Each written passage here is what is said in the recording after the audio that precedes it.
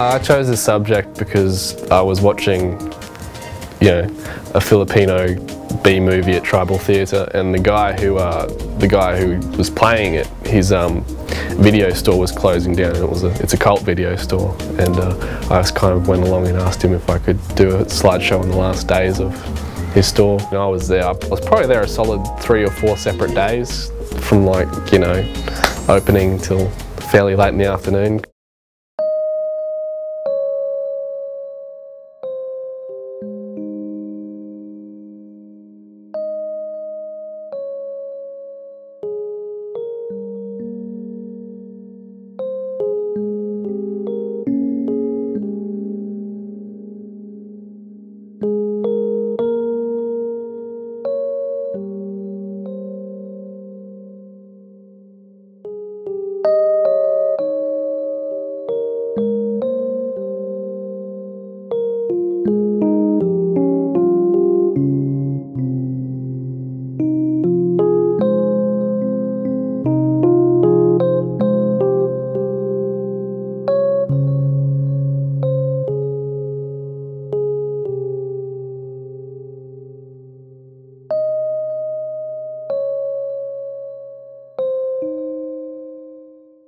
But the challenges I faced doing my slideshow is whenever you do a slideshow, it was constrained to into a little store, and it's not the biggest store, and I suppose the problem you're going to face is you don't want all the same things kind of popping up in your shots, so having to kind of find all these different angles, and you don't want people just to sit there and be confronted with a litany of the same.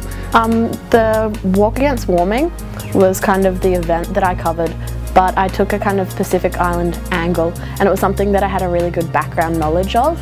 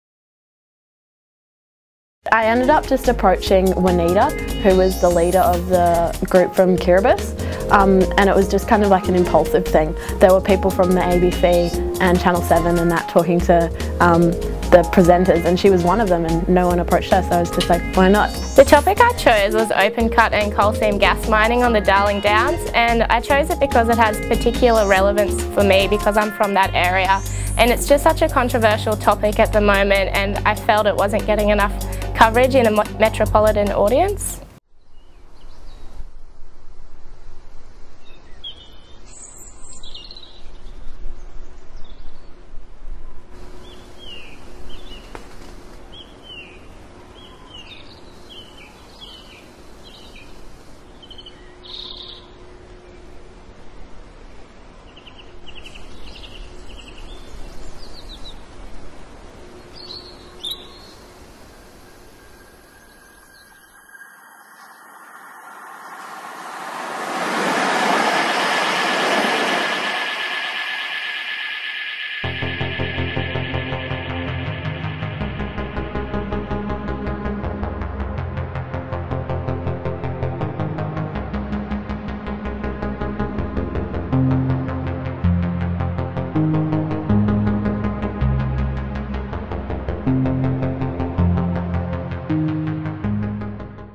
Some of the biggest challenges would have been just choosing photos that told a story on their own but overall helped to make a story that flowed and told the whole story altogether. It's helped me to just realise how important visual journalism is and just the different technical aspects that are involved, and it's really quite hard when you're first starting out, but it does get easier.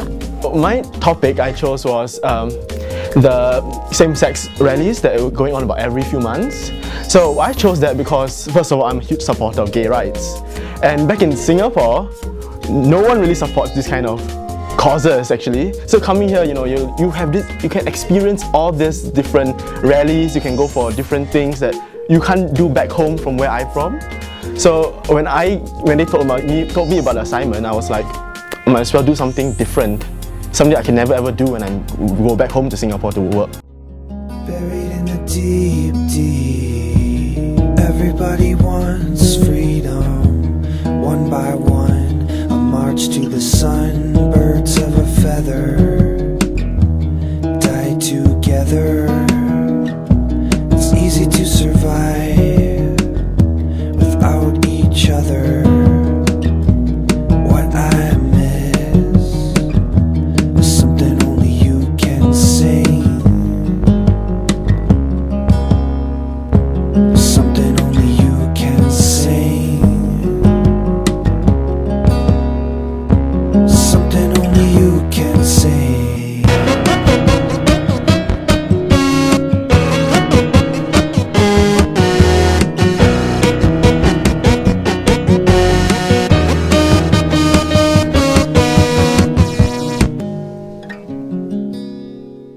The main challenge I faced was capturing the right moments, because once they pass, you can never do it again.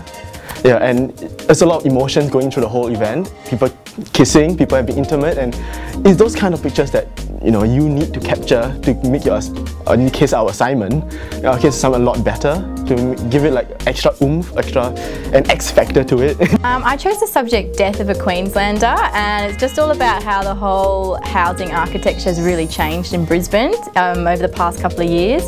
And really it sort of hit home for me just because in my particular street I've got a lot of development going on.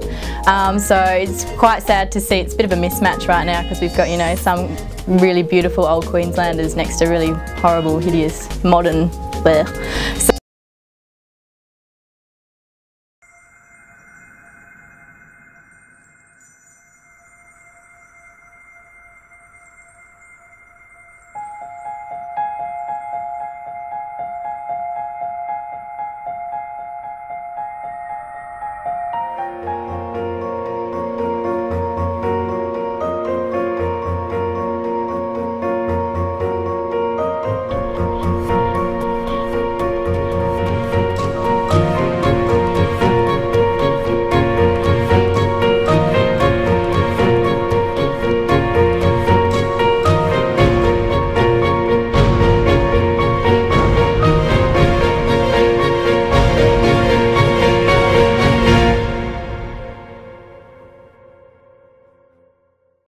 definitely learnt a lot about technology, which was great just because I have no experience with it. Also, probably time management, getting it all sorted and everything on time, and definitely the learning what is a story, what makes it, was really useful. I choose the city entertainers is because I was walking one day down the city, and I realized that nobody actually bothered about buskers, and I decided to take a different approach to it, and I actually approached one of a busker, and apparently he said this sentence to me: it will make me smile if only I can see you smile. And I was pretty much taken aback by what he said, because I didn't know he was blind.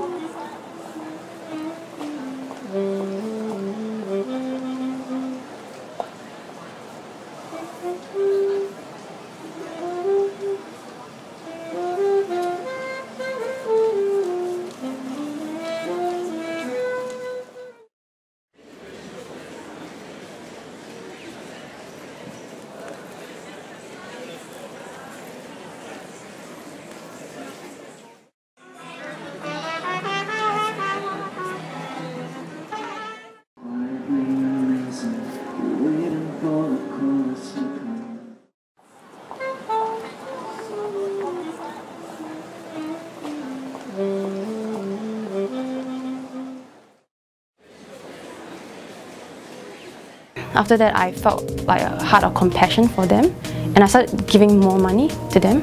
I gave him at first I gave him $1. I started talking to him, I understand his life and get deeper and more.